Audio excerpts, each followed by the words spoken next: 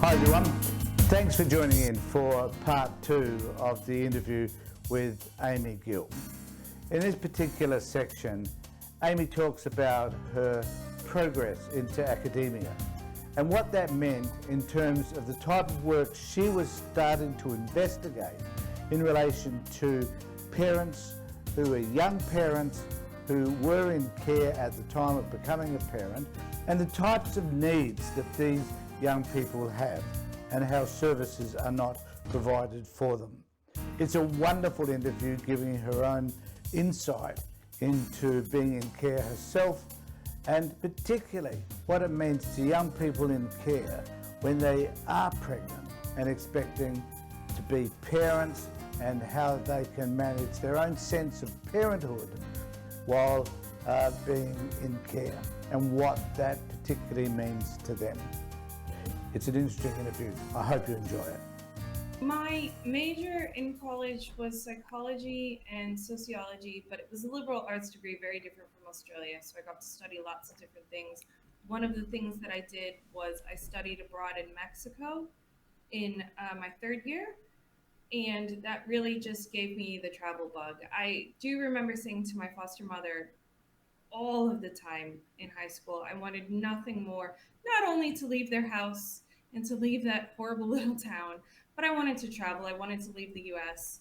And once I had the opportunity to do that, I never wanted to look back.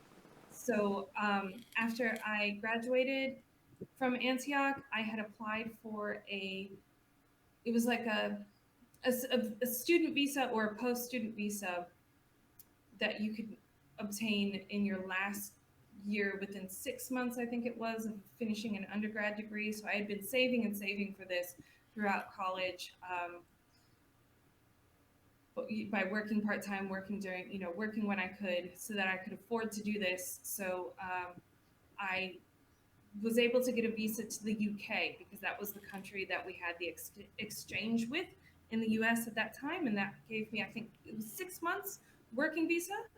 And so I took that to London and just got a job, the first job I could, because I didn't have a lot of money. I had nobody helping me. I had to do it all on my own. So I ended up working in a call center there. And at that point, I just met somebody who said, "Oh, come to Australia. You might like it." So I thought, all right, let's see. I have enough money for a one-way plane ticket. We'll see what happens.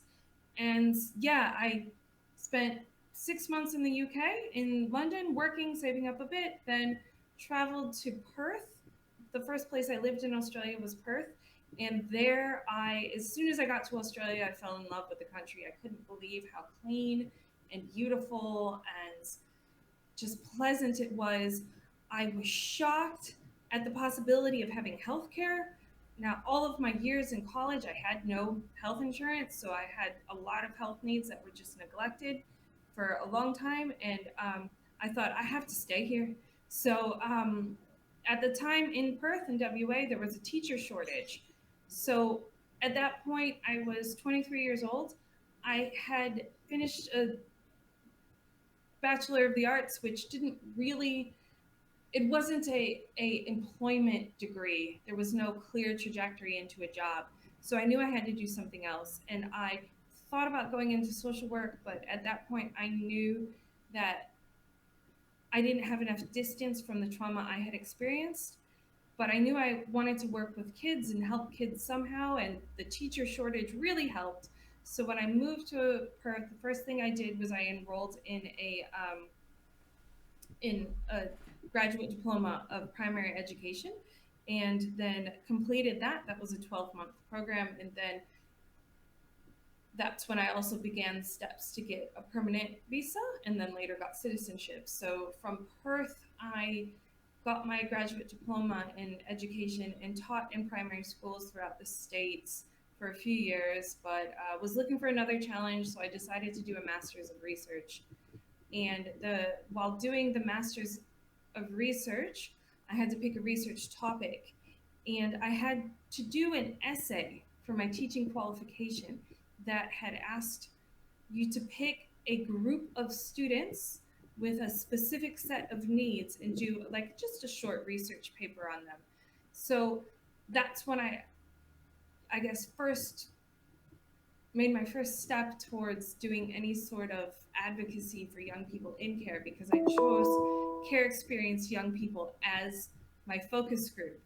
And when I turned in that essay, I got a really good mark, and the um, the tutor who marked my paper said, "You must do a PhD." But I wasn't ready for a PhD at that point after a few years of teaching, but I knew a master's in education would be shorter. So I did a research degree looking at interagency collaboration. So, how the child protection agencies and education sector can work together better to support students while they're in care. Not so much the getting to higher education, but just how to better meet needs in classrooms, how to make sure that teachers are doing trauma informed practice to make sure that there's continuity of learning when young people move. All of those aspects went into my master's. And then after doing a master's, I was realized that my passion was actually out of home care. So I quit teaching. My husband and I had been gotten married by that point. We moved to Sydney just to be in a bigger city, and I briefly worked for Create Foundation, working with young people who had transitioned from out of home care and doing advocacy things. And that position wasn't funded for very long. They were sort of losing funding at the end of the financial year. So when that finished, I realized it was finally time for me to start a PhD. And at that point, no one in Australia had really begun to consider parenthood or young parenthood or early parenthood within the context of out of home care. And by that point in my life, all of my peers who I was still in contact with had children. As I had said, my closest friend from residential had her daughter at age 14. And I knew that there was a lot that needed to be done in Australia policy wise. There's just a huge hole, research wise. There was a huge hole at that time. So I had found a niche to begin a PhD, and still working on it. There's been a lot of hiccups along the way, a lot of life crises, stumbling blocks, but I hope to finish. Yeah, so when I first started my PhD, I was at Macquarie University, and I knew I just needed to examine early parenthood and out of home care. I was discouraged from including care experienced young people as a participant group. They said you'd never get ethics approval to involve this cohort. So I was just an exploratory study. Nothing had ever been done in Australia.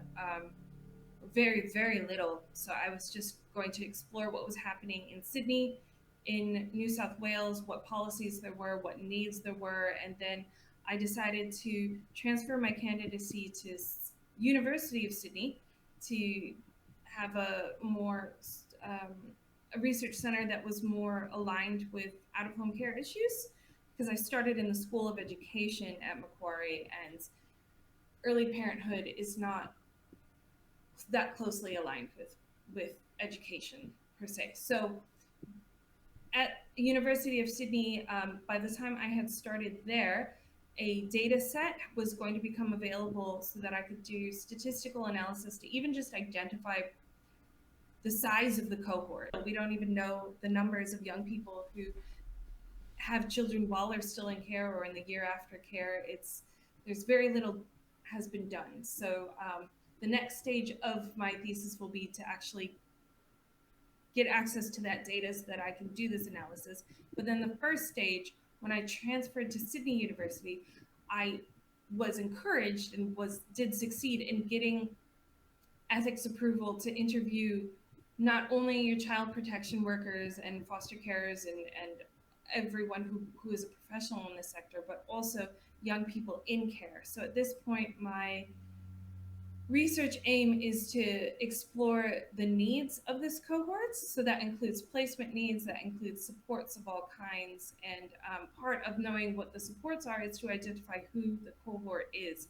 There has been more recent work since I've started done elsewhere in Australia, but it's still a very under-researched area in Australia, not very much policy either. So it is an exploratory study. I aim to finish by next July, but that is highly ambitious. I have been set back numerous times throughout my PhD because of significant health issues. I had a baby, COVID, so I had a toddler and a young child in lockdowns for 2 years in Sydney.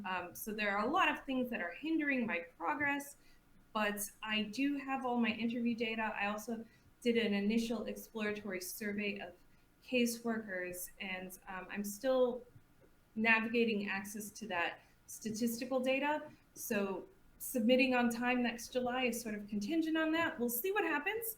But so the data I have so far comes from a survey of about 55 caseworkers, and then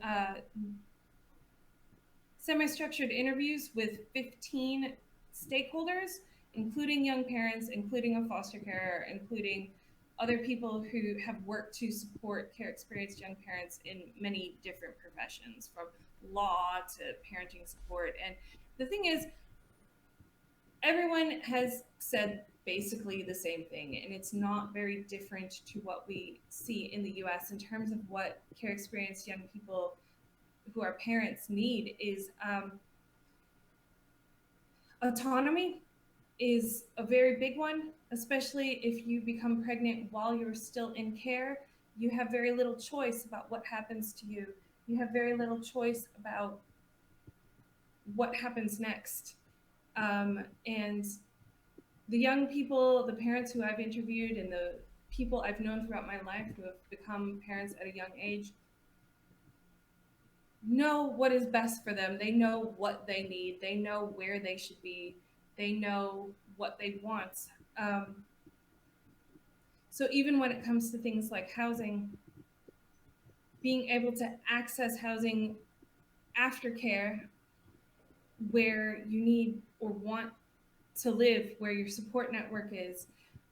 Like all parents, I found becoming a parent myself, the need for support is much larger than I expected. And in the absence of having a family, so I have a husband, from speaking from my own perspective too, and we don't live near his family. We don't have emotional support from anyone, really. It's something that care experienced young parents know that they want and know that they need. And so they need to be able to live where that support is.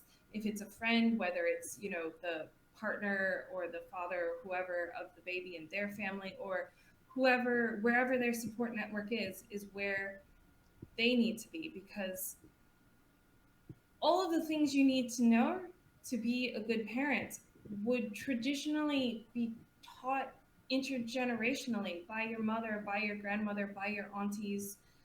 And when you don't have that, when you're in care because you live in a group situation and there's rotating staff, or maybe you have a foster parent, but you didn't have that continuity, and it's you often don't get good modeling. And so you don't necessarily know things that you would otherwise know if you had grown up in a family where you could see other people raising their children around you. So you need that influence and that support somehow. And then there are a lot of young parents who don't have that informally because of just the care experience is so disruptive, and you don't necessarily make ties to anyone who can be there. So then it's a matter of finding that once you become a parent. I think peer support is a good one, but then there are other people in my research, people who I've interviewed, who are also a bit concerned about the possibility of negative influence from other young parents or other care experienced young parents. So I suppose that can go both ways. From my personal perspective, peer support is the best kind of support there is, because nobody understands unless you're going through it. So I did have a care experience, and then I became a mother, but I did that in my 30s when I was a little more established. I had time to save money and sort of have more secure accommodation. But when you're 18, 19, 20, you are traveling a different path, and the only person who can the only people who can truly understand that path are those who've been on it themselves. And so peer support can be extremely, extremely helpful. Those are, and then the final one, which is obvious, I didn't even know if I needed to say it, but I mean, the sort of tangible support, the financial support. Most young people, when a young person becomes a parent at an earlier age, say under 25 is how I defined it. So up to, because that's the age at which statutory or aftercare support is no longer available in New South Wales. Whether or not it's available up until that age is debatable. It's certainly not enough, we'll say that. But when a young person becomes a parent who has support from their family of origin, they'll often continue to live at home, so they don't need to pay rent. And there are people who, will organize a baby shower for them to help buy all of the things that they need when they're starting out, because those babies are expensive, even when you're trying to do it as cheaply as possible. I mean, there's, nappies add up. And so another finding from my study is that being able to find financial support when you need it also just comes down to who's willing to help you. There are charities out there, there are organizations not specific to care experienced young people, but you need somebody to advocate on your behalf, to tell you where to go, to help you find things. One young parent who I spoke to in an interview told me how, her caseworker helped her identify charities who could find a pram, who could find a car seat, all of the things, well, not a car seat, she didn't have a car, but just all of the different equipment that you need. So the needs are extensive and they're varied, but they're also individualized. Obviously, some care experienced young parents are going to need things that others don't, but every single care experienced young parent and their babies, they need support, they need a community, and they need to make sure that their basic needs are met. It's not just hearing what young parents have to say, it is acting on that information. One of the things that I did when I was working for the Create Foundation is we provided young people with opportunities to speak about their care experience and try to advocate in various forums. And it felt like we could talk and write reports till we were blue in the face, but if that didn't translate into policy and practice change, what is the point? Care experienced young people have lives to live beyond advocating for change as well. And the young people who find meaning in these opportunities can also become fatigued and tired of going to this forum and talking to this group of social workers and then the next group, and then when it doesn't actually translate into the kinds of change that are needed, it is not, it's more meaningful when words can lead to action that will create. I think it is far more achievable to look at change at the agency level, as in NGOs, rather than trying to bring about broader policy change at the state levels. I'm still struggling to crack that code, but when it comes to what can be done, I think what has the most fundamental impact on a young person will actually be the what workers do or don't do. And that sort of change in practice is, it comes down to, I suppose, educating workers and making sure that the workforce is well trained and has the personal skills, I suppose. One of the questions from my interviews is what makes a good worker? And time again, the same things come up. And that is, being a good listener, being empathetic, being genuine. At the end of the day, even when the policy says we're going to have extra observations of you, we're going to be looking for things, looking for issues with your parenting because of the, I suppose, red flags is what a lot of is what some of the young parents describes their workers telling them. There's a red flag next to your name because you're young. There's a red flag next to your name because your care experience. So everything you do will be scrutinized, etc., etc. And so while that is a hard thing to change, because at the end of the day, it is up to governments to keep children safe. Um, that's a hard thing to work around. But what we can change is when the worker has a really good understanding of how to navigate that dual role of both supporting the young parent and their child, but also ensuring that they are safe as well.